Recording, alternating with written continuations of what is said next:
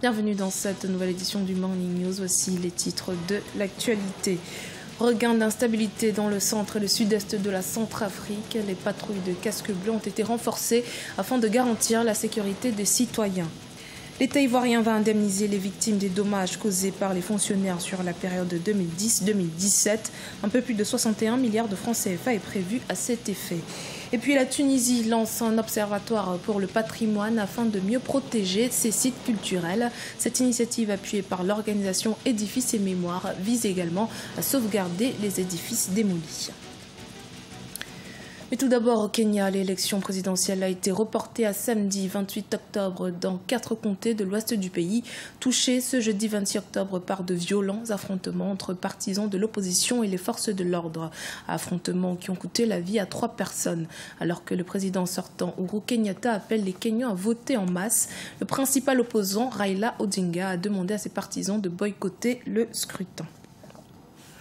En Centrafrique, de nouveaux objectifs pour l'opération de maintien de la paix. Alors que les violences s'intensifient dans le sud-est et le centre de la République centrafricaine, le secrétaire général des Nations Unies, Antonio Guterres, espère que le Conseil de sécurité des Nations Unies acceptera d'envoyer 900 soldats supplémentaires pour protéger les civils dans le pays. Patricia Solange-Dubois.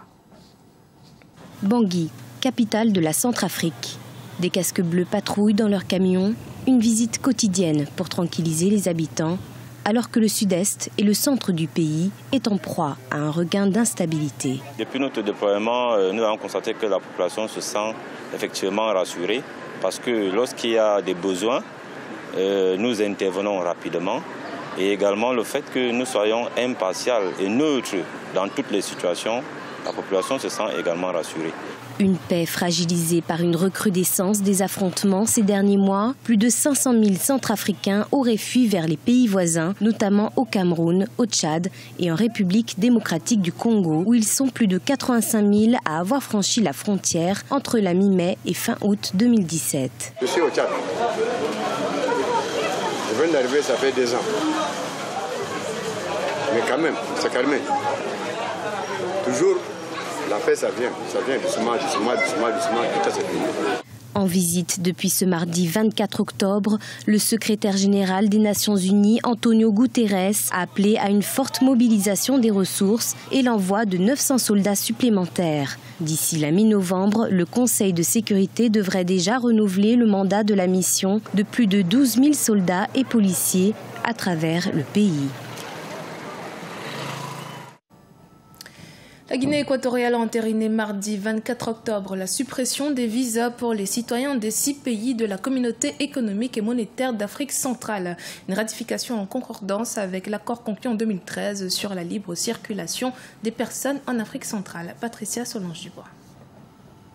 La libre circulation des personnes en Afrique centrale est désormais une disposition appliquée en Guinée équatoriale. Le pays a ratifié mardi 24 octobre la suppression des visas pour les ressortissants des 6 pays de la CEMAC.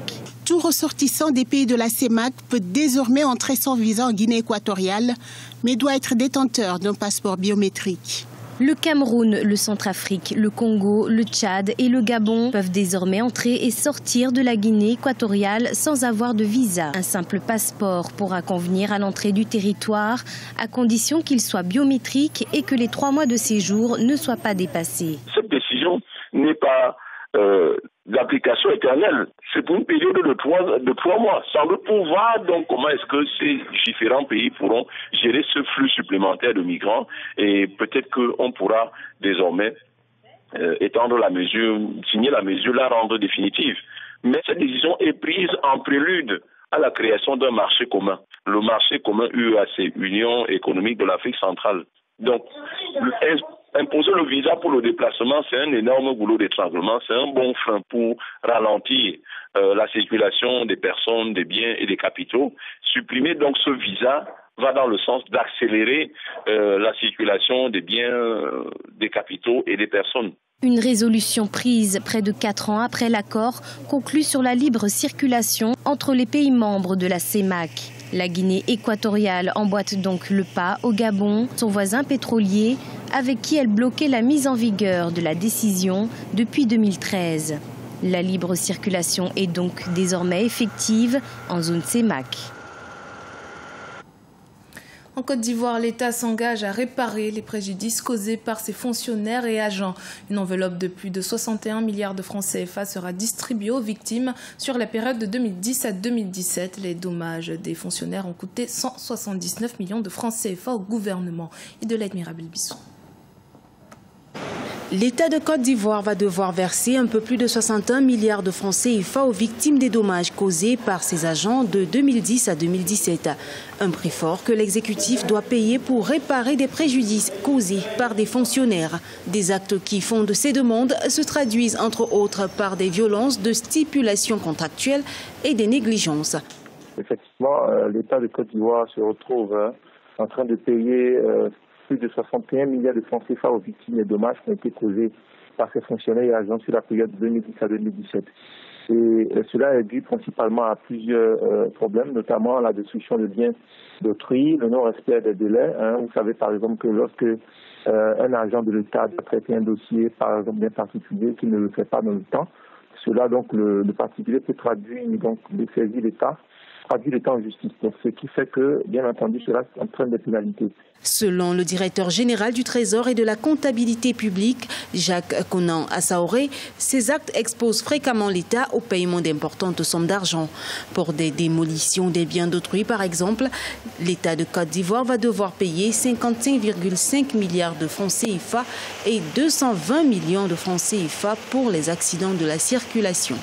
La gravité de la situation incline à la sensibilisation des personnes par la faute desquelles l'État est constamment enclin au paiement de ces sommes excessives d'argent dont l'économie aurait servi à la réalisation d'importantes infrastructures tant économiques, sociales que culturelles.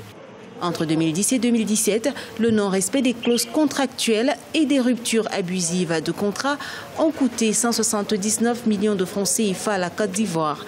Des dépenses supplémentaires auxquelles le pays doit se soumettre pour régler les préjudices causés par des fonctionnaires.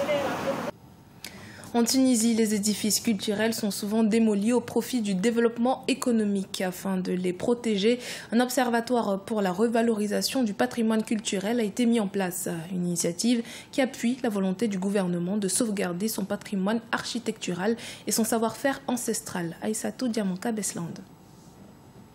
En Tunisie, un observatoire du patrimoine culturel a été lancé par l'organisation Édifices et Mémoire. Objectif de cette initiative, identifier et documenter les sites du patrimoine culturel national.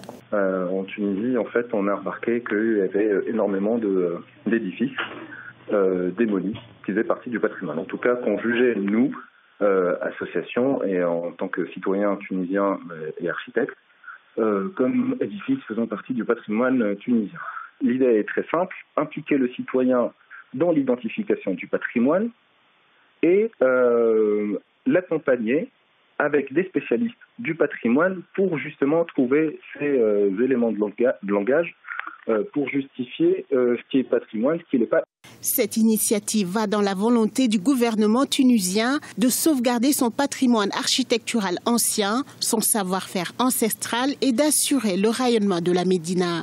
Cependant, les initiateurs de cet observatoire du patrimoine vont encore plus loin. Ils souhaitent encadrer et sensibiliser les populations à la nécessité de protéger et de valoriser cette richesse nationale, même dans les endroits les plus reculés. En Tunisie aujourd'hui, quand on parle de patrimoine, justement, on lit le mot patrimoine à la Médina, à la mosquée de Kérouan, à l'amphithéâtre d'El Jem et les maisons à patio. C'est une bonne démarche, mais aussi il y a énormément de patrimoine qui est en dehors des médinas et des grandes adresses touristiques entre guillemets. Et donc là, on touche par exemple au patrimoine colonial, au patrimoine militaire, au patrimoine industriel, archéologique, romain, et il y a plein de sites comme ça et d'édifices qui sont complètement méconnus. Et l'idée, c'est justement d'attirer l'attention sur ces édifices-là. Si plusieurs sites prestigieux ont été rayés de la carte du pays au profit d'un développement économique nécessaire, les sites de Carthage, de Douga ou encore d'El Jem, inscrits au patrimoine mondial, connaissent une croissance touristique fulgurante. C'était le journal de la rédaction. Merci de votre fidélité. Dans un instant, une nouvelle édition de l'actualité sur Africa 24.